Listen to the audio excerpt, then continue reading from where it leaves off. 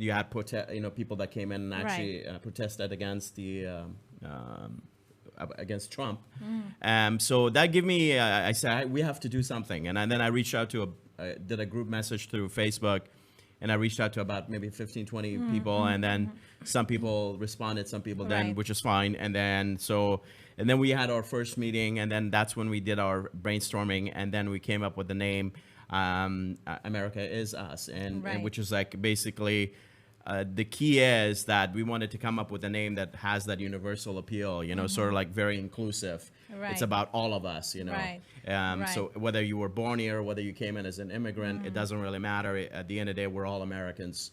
And so this is basically, we thought, like, let's come up with a name that could encompass all of that, Right. And also, for us, really, this is me talking. Part of this name, it's not about, we're not going after any candidates or anything like that.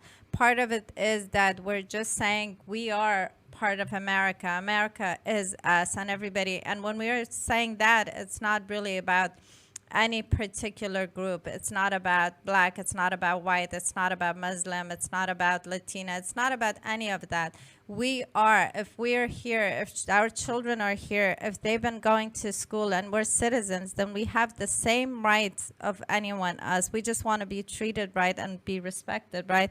I mean, before I go forward, I'm going to ask you, Barmal, I mean, you have, your mission statement of this topic. It's beautiful. I would love it if you could read it for our audience. So, yeah, so what is this platform? So we're a political advocacy group working towards unity, peace, and respect for all Americans. Right. Our mission statement is we are a grassroots movement working responsibly for national open-mindedness, standing for peace, unity, and respect for all Americans. So this is basically, as I said, we are a grassroots movement, but we also, it's our moral obligation to peacefully push back against racism, bigotry, homophobia, xenophobia, and ignorance, and because it was constitutionally given to us, and we need to make sure that we adhere to it and making sure that this is what the beauty of this country is, because it allows us to,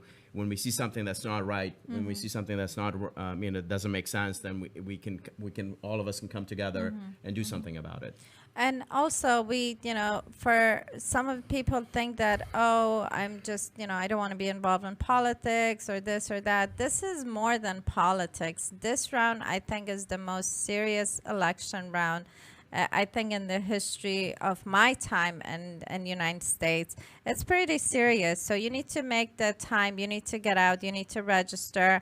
And you need to get more involved. Well, social activism can have many layers. And I think I shared this. It's about being reactive and proactive. What does that mean? Reactive means something happens and something you see that there's a problem or something that doesn't make sense, and then you react to it. And then proactive mean that actually you're going to find ways to deal with it. What are you going to do about it, right? That's being proactive. So the idea is, even though we're not going after a specific party, like try to, but as Americans, we want to hold our parties accountable because at the end of the day, if they're going to become the president or whoever becomes the president, then they better have a message that's universal. So the problem with Trump is because he's sort of like his message is not American. It's sort of like almost unconstitutional with the things that he has said. So that being said, we reacted towards that, and now we're being proactive by creating this platform, and we can go over the social media aspect of it and all the stuff that we have created, a website and all that stuff. But that's basically what it is. So you basically, now we're being proactive. We want to do something about it and to deal with this problem. Right. So one of the things that you want to know how to get more involved, you could get involved through us. If you're on my social media, it's you can find us that way. Or what is another good way, Barmal, they could contact us? So we have a website first of all. So just like our name, www.america-is-us.org. Okay. And then we have same thing. We have a Facebook page with the same America hyphen is hyphen us on, so they can go find out and like our Facebook page, and that's when we're going to share information. We're also on Twitter with the same concept, with the same letters, same format. And then our next goal is going to be perhaps so we could talk about, we just had our second meeting, right? So we're going to have our third meeting this coming week. And we're going to talk about, we've already talked about the structure, right? So we've already created the preliminary structure for the organization. And then secondly, we're thinking about registering this, which we are in the process of doing that. And then third, our first real action is going to be that rally that we're thinking about, which either we're going to go join a group that's already thinking about, I think they're already in process of having a rally in Sacramento, if I'm not mistaken. I think it's on May 14 or something like that. So, and from what I know, it's gaining a lot of momentum. So we're in the process of reaching out to those folks and see how we can help them. And then perhaps maybe in a few weeks, we might have a rally here in San Francisco, where we take the lead and have a peaceful rally. So we're looking for all kind of support. Even if you can get involved yourself, we really like the students from colleges to get involved. We want, this is if it's their first time voting or registering, this is something good to volunteer. It's a great cause. Find us on Facebook, find us on Twitter. Find us, we're everywhere. So when you see America as us, then you could definitely find us and you could get involved. We have so many different things that we are interested. We're interested to hear your opinions. We're interested to, if you have feedbacks, if any way you could help us, we're open to that. We can look at, for instance, let's discuss our two current parties, right? The Republicans and Democrats, right? Right. The Republican Party, on one hand, it seems to be have no identity, because it seems like their identity has been hijacked, right? So because they've been sort of like hijacked by the right wing side of the party, okay? So sometimes when you think of the party of Roosevelt, and Theodore Roosevelt and Lincoln and Reagan, it seems like they have somehow deviated from what being a true conservative or Republican is. Right. So the folks that are actually running as candidates right now, they don't make sense because they seem to be very divisive. Their message is sort of like exclusive. It's not inclusive.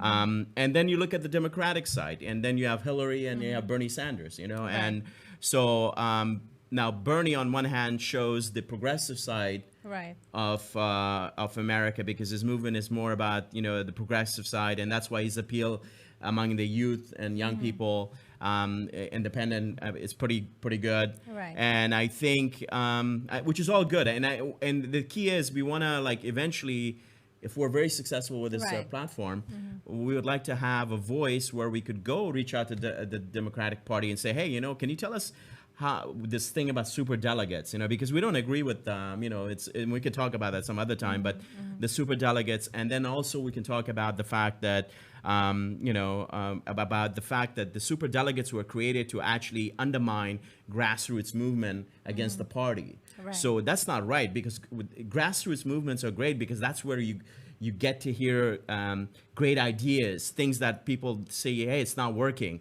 Same thing on the Trump side, because there's a lot of course, most of those are blue-collar white Americans, but of course they're mad about their current situation.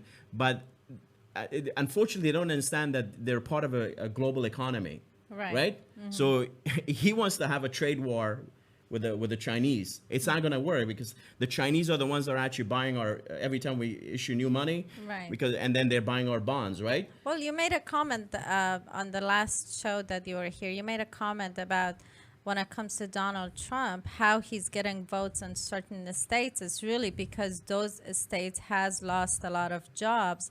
And what he's talking about, bringing all these manufacturer companies to U.S. and to these states, and that's where, of course, these people it's not that go easy, for that, right? So yeah, the U.S. is part of a global economy, and actually, we only export 12% of our GDP is related to export. So we're not a big, huge export country. Right. We tend to import a lot. Right. But he goes after the Chinese saying, hey, you devalue your currency. Well, we do it all the time anyways. The Japanese have done it. The Europeans have done it. Right. It's nothing new, because the problem is the people that he's going that he's going after, and unfortunately, they don't understand economy. And I mean that in a very sincere way. They don't.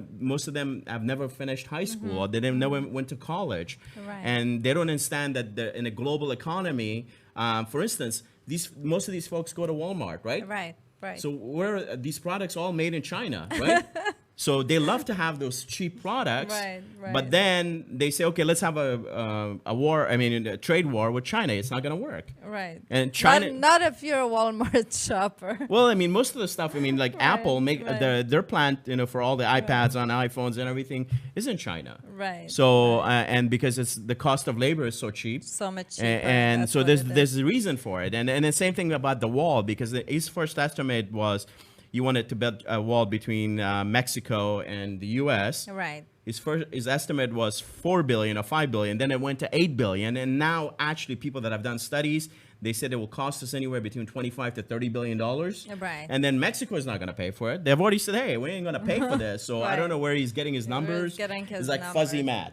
Fuzzy math. Yeah. But here's the thing, me and Dee, our sister, we were hanging out with our friends, and we're talking about, about this wall in Mexico, and originally they are from Mexico, so she made a comment, Nita, if you're watching my show, she made a comment. She goes, and he thinks that wall is going to stop him. Yeah, because people can find ladders. Right? They're going to find ways. They're going to go underground, whatever they could find. They're going to find ways. And then on a serious note, and people should understand this, undocumented immigrants contribute about almost 11 billion into our economy. Right. Because those folks are living. They have to go grocery shopping, they have to buy Right. clothes, they have to pay rent, So the Right. fact is, they're contributing towards our economy, right? They sure are. And They so sure are. people, and most of the jobs that they do, and we talked about it, are the jobs that most Americans will not even do it, right? Right, So right.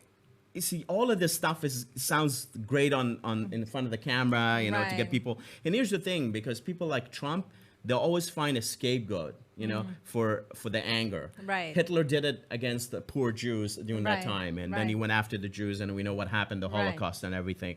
But Trump is using the immigrants and Muslims, where he's saying, using them as a scapegoat, and Yeah, saying, for and himself they're to get some, responsible yep. for this because they're taking jobs away from Americans. But honestly, most of those things that the immigrants, those folks that work in the fields, are jobs that most Americans wouldn't do it. That's the truth. And it is the truth. It is what it is. We just have to respect the fact that I'll be honest that, most of my friends that I have that, they are originally from Mexico, and they say the same thing, that a lot of these labor jobs that we started at and we continue doing it for generations. It's not something that, a lot of white folks would do. Well, actually, in the last couple years or 2-3 years, I don't know exactly, but there's been actually outflow of undocumented immigrants, or the Mexicans that have come in. They're actually leaving. They're going back to Mexico because of Right. after the recession and everything. So actually, when they're doing the calculation, more of those folks are actually leaving Right. the U.S. but going back to Mexico versus them coming back, because there was a time when you saw an influx of them coming. Right. But so it's not like it used to be. But it is what it is. So, But I don't know much about the economy of Mexico. Maybe they're doing better. Maybe they have, so maybe those are could well, be it was very reasons, hard but- because after the recession that we had, I think a lot of those folks had a hard time finding jobs and everything. Right. So they just said they just went back to Mexico, and then of course maybe perhaps the cost of living. We know how the cost of living is for a state like California. right. Maybe they couldn't afford it anymore Right, with the kind of right. most of the jobs that they were probably working on the fields or whatever. Probably they were not getting paid that much, Right, right, So right. and most of them are very hardworking people, Right, it sure is. So let's go back to Americas. So I know we have a meeting this coming Thursday. Yes. And we're going to basically we're going to focus more on the date that we're picking to have the rally, or, we're possibly even join, support this other group that already started, and they're also having it on May 14, which is in Sacramento. Regardless of what we're going to do, it is a movement. If you see it on social media, I'm going to repeat it over and over and over. Get involved, contact us, let us know what you can do. We're open to anything. Do you have any suggestions? Yeah, well, actually, our message is that if you're a moderate Republican, you're an independent, you're a Democrat, liberal, whatever, we welcome you because it's for everyone. Of course, we cannot bring everybody because some people will not agree with our message, but we're basically about unity, peace, and respect for all Americans. So as long as you have that in your mindset. I don't know who's going to be really against humanity, Yeah, right? yeah. Human But rights. you never really know. about There's it certain is. folks that hate everybody. And some people amaze me. Just on the way here, I was talking with one of my really good friends. I said, you know what? I tagged you with this page. Thank you so much for liking it, but I appreciate it if you share it on your page. And he said, you know what? I don't want to kind of get involved with politics. So in closing, what do you have to say? Well, basically, it's our civic duty to be involved in politics. So if you're an American citizen, you hold an American passport, and you're an American citizen, you have to vote. You have to participate. You have to register to vote. Thank you. Good night.